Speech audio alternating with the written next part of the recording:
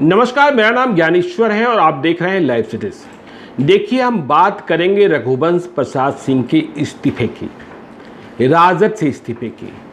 और यह इस्तीफा आया एम्स के आईसीयू से। क्या हालात बने, क्या इसके पीछे और भी कुछ है? आईसीयू में मरीज कब जाता है? जब स्थिति गंभीर हो जाती है। मेरी बातों को ध्यान से सुनिएगा। आपको हम इस्तीफे का वह मूल पत्र भी दिखाएंगे और इसकी विवेचना भी करेंगे। मैं अपनी बातों को ध्यान से सुनने के लिए इसलिए कह रहा हूं कि राजद के समर्थक भी सुने, विरोधी भी सुने। हम दोनों की बात करेंगे। जब से सुबह से रघुवंश प्रसाद सिंह के इस्तीफे की खबर आई है और वीडियो चलने शुरू हुए हैं, मैं कमेंट बॉक्स में ऐसे भी लोगों को देख रहा हूं जो कह रहे हैं कि राजद अब बुड्ढों की पार्टी नहीं रही है, जो भी बुढ़े बचे हैं उन्हें बुढ़िया बिस्तर बांध लेना चाहिए। मुझे नहीं लगता है कि ऐसी सोच तेजस्वी यादव की होगी, लेकिन तेजस्वी यादव हालात को नियंत्रित करते भी दिखाई नहीं पड़ रहे हैं। कोशिश सफल होती नहीं दिख रही है। सवाल ये पैदा होता जा रहा है कि अब उनके साथ अनुभव वाले लोग कौन रहेंगे। बिहार की लड़ाई बड़ी है, बहुत बड़ी लड़ाई है, इतनी आसान लड़ाई नहीं है। तो इस कोशिश में तेजस्वी यादव के साथ चलेंगे कौन? जो नए लोग हैं वे कितना लड़ पाते हैं? क्योंकि अनुभव भी एक पैमाना होता है। युद्ध के मैदान में अनुभव भी काम आता है। यदि अनुभव काम न होता तो सामान्य सिपाही और कमांडो में, पैरामिलिट्री फोर्स में और मिलिट्री में और स्टेट पुलिस में फर्क नहीं होता। तो देखिए, सबसे पहले आपको हम रघुवंश प्रसाद सिंह का इस्तीफा दिखाते हैं, एक्सक्लूसिव। हम अपने वीडियो एडिटर को कह रहे हैं कि इसे आपको ठीक से दिखाएं और इसकी विवेचना भी करते हैं, क्योंकि इस इस्तीफे के पीछे राजद के समर्थकों को साजिश भी समझ में आ रही है और कुछ वैसी परिस्थितियां क्रिएट करती हुई दिखाई पड़ रही है जिसमें उन्होंने इतना बड़ा फैसला लिया। क्या इसमें सत्ता पक्ष है? तो देखिए, ये आप स्क्रीन पर देख रहे होंगे इस्तीफा 10 सितंबर 2020 को लिखा गया। देखिए, ये एक कॉपी के पन्ने पर है, वो कॉपी जो छात्र यूज करते हैं। इसमें वो लिखते हैं, बताते हैं कि मैं दिल्ली एम्स से लिख रहा हूं सेवा में। मैं वीडियो एडिटर को कह रहा हूं, जो मैं बता रहा हूं बताते चले। वे लिखते हैं, राष्ट्रीय अध्यक्ष महोदय, जाहिर तौर पर वे लालू यादव को संबोधित कर रहे हैं, लेकिन राजद लिखना भूल गए हैं। रिम्स अस्पताल रांची, मतलब रिम्स अस्पताल में लालू यादव भर्ती हैं, इसलिए रिम्स अस्पताल में पत्र भेज रहे हैं। यह जो पत्र है एम्स के आईसीयू वार्ड में भर्ती रघुवंश प्रसाद सिंह लिख रहे हैं। उनकी स्थिति, स्वास्थ्य की स्थिति कैसी है, इस पर अपडेट आना बाकी है। अब क्या लिख रहे हैं देखिए। पहले उन्होंने 4 पंक्तियां लिखी संबोधन के बाद। उन्होंने लिखा, जननायक कर्पूरी ठाकुर के निधन के बाद 32 वर्षों तक। देखिए, रघुवंश बाबू साल की गिनती कर रहे हैं। सेहत का अंदाजा आप लगा सकते हैं कि होशोहवास में है, स्थिति इतनी खराब नहीं है कि उन्हें कुछ याद नहीं है, सब कुछ याद है। तो वो लिख रहे हैं, जननायक कर्पूरी ठाकुर के निधन के बाद 32 वर्षों तक आपके पीठ पीछे खड़ा रहा। देखिए, अब अनुशासित तो हैं ही, वयोवृद्ध हैं, अनुभव कितना है। उन्होंने आगे खड़े रहने की बात नहीं कही। उन्होंने लालू यादव को लिखा, पीठ पीछे खड़ा रहा, लेकिन अब नहीं, लेकिन अब नहीं। इसके बाद वे पूर्ण विराम लगा देते हैं। सादर लिखते हैं, रघुवंश प्रसाद सिंह, 10 सितंबर 2020। अब पत्र का दूसरा हिस्सा भी है, जिसे देखकर यह लगता है कि मूल पत्र लिखने के बाद, प्रथम 4 पंक्तियां लिखने के बाद उन्हें लगता है कि कुछ और लिखा जाना चाहिए। अब जो दूसरा हिस्सा है वो निचले वाले हिस्से में है, जिसमें वो लिख रहे हैं, पार्टी, नेता, कार्यकर्ता और आम जन ने बड़ा स्नेह दिए, मुझे क्षमा करें, रघुवंश। अब देखिए, यदि आप इस्तीफे को देख रहे होंगे तो दूसरी बार रघुवंश दस्तखत करते हुए जो अंत में तालब श लिखा गया है उसमें कुछ ऊपर नीचे किया हुआ है। अब देखिए, इस पत्र की यदि हम विवेचना करें, ऐसी क्या सूरत बनी कि एम्स में, वो भी आईसीयू में, सामान्य उपचार के लिए भर्ती नहीं है, गंभीर उपचार के लिए भर्ती हैं, उन्हें यह पत्र लिखने की जरूरत पड़ी। रघुवंश प्रसाद सिंह ने जो लिखा कि आपके पीठ पीछे खड़ा रहा। रघुवंश प्रसाद सिंह जितने पढ़े लिखे हैं, पीछे लिखने में क्यों चूक हो गई, पीछे गलत लिखा हुआ है, यह भी एक सवाल है। तो इन सवालों के साथ आरजेडी के भीतर भी मंथन चल रहा है कि आखिरकार यह पत्र ऐसे समय में क्यों आया जब वे स्वयं आईसीयू में। खैर, ये बात तो हुई पत्र की। अब रघुवंश प्रसाद सिंह के जाने के बाद क्या नुकसान होगा आरजेडी का और क्या सोच रही है आरजेडी, इस पर विवेचना कर लेते हैं। कौन लोग आरजेडी के साथ रह गए हैं या रह जाते हैं। देखिए, आरजेडी के साथ रहने वाले पुराने लोग एक एक कर चले जा रहे हैं। आज रघुवंश प्रसाद सिंह गए। रघुवंश प्रसाद सिंह का अनुभव कितना, लालू यादव के साथ सफर कितना बड़ा, आप सब कुछ जानते हैं।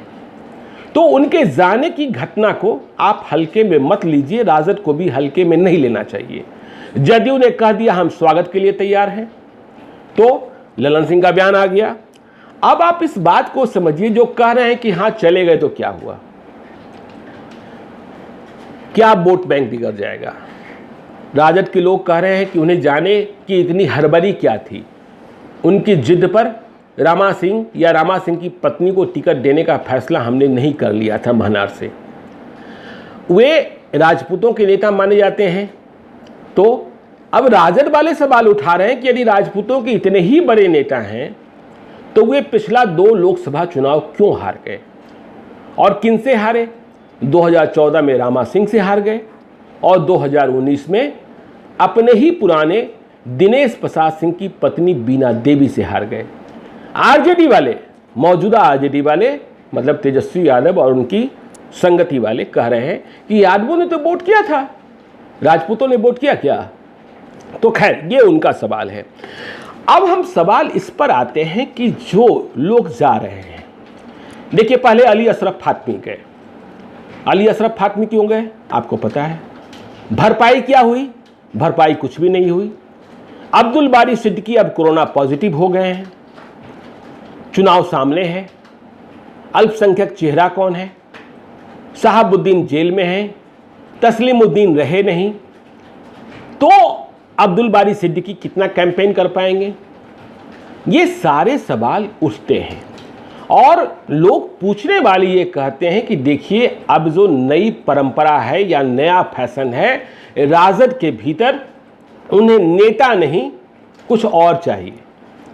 मैंने कई मुसलमान नेताओं से बात करी जो दुखी भी रहते हैं, तो उनका जवाब था कि अब इन्हें अब्दुल बारी सिद्दीकी, तस्लीमुद्दीन और अली अशरफ फातमी कहाँ चाहिए, इन्हें फारूक शेख चाहिए।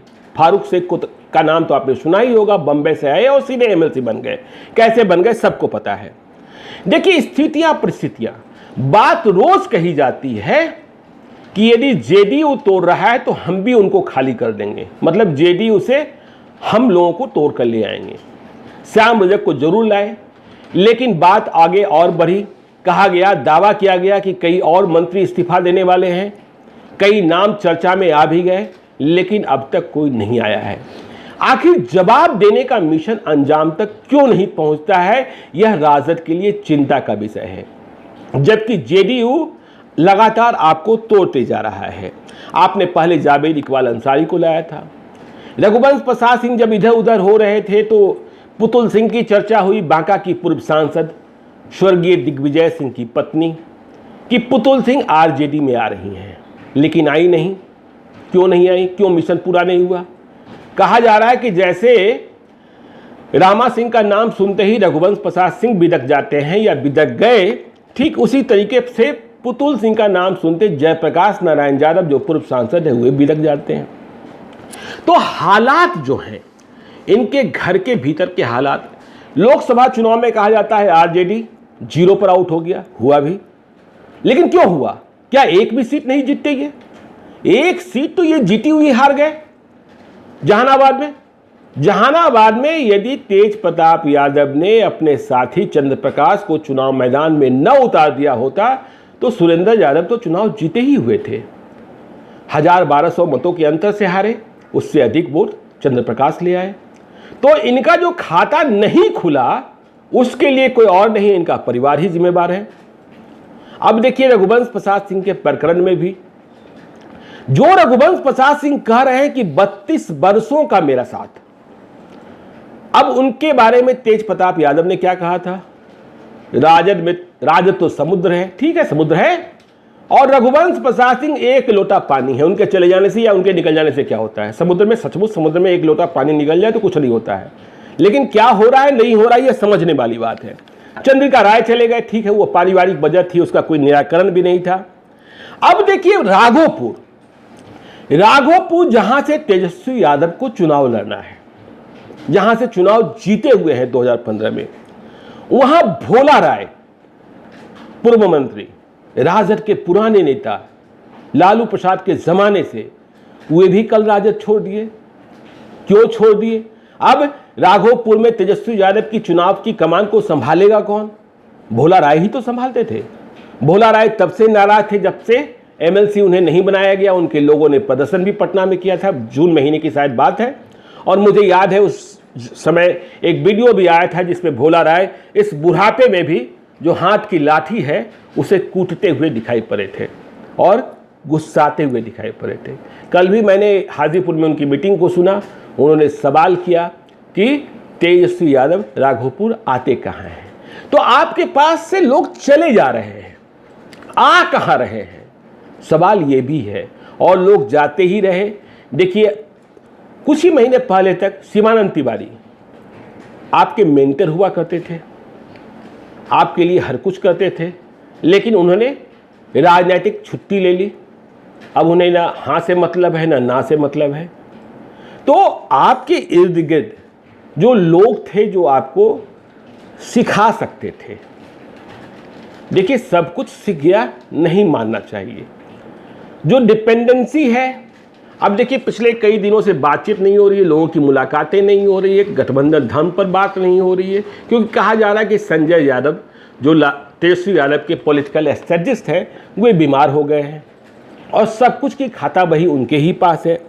तो जो ये सूरत बनती जा रही है, ये सूरत आरजेडी के लिए अलार्मिंग है।